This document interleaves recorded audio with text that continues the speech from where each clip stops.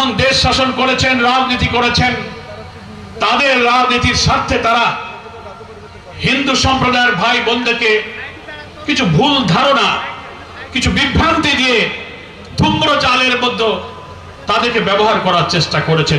ইসলাম সম্পর্কে, মুসলমান সম্পর্কে, ইসলাম ধর্ম সম্পর্কে তাদেরকে ভুল বোঝানো হয়েছে।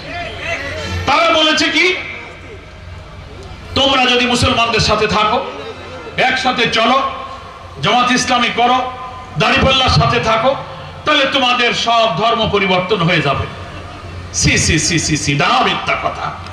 বছর যারা রাজনীতির কারণে হিন্দু, বৌদ্ধ, খ্রিস্টান, অন্য ধর্মের সম্প্রদায়ের লোকদের অধিকার হরণ করেছেন, স্বার্থ লুটে নিয়েছেন, রাজনৈতিক স্বার্থে ব্যবহার করে নয়, এমন সংখ্যক হিন্দুর সংখ্যা হবে আরো 1-1.5 লক্ষের উপরে। এই সব হিন্দুদের গ্রামে গ্রামে এলাকায় তাদের সুযোগ সুবিধা, দুঃখ কষ্ট, রাস্তাঘাট, মন্দির, শ্মশান, বিপদ আপদ, শিক্ষা প্রতিষ্ঠান, টিউবওয়েল 50 বছরে যা হয়নি, 5টা বছর আল্লাহ আমাকে যে সুযোগ দিয়েছেন, আমি 100 ভাগ 7 থেকে আমার হিন্দু ভাই বোনদের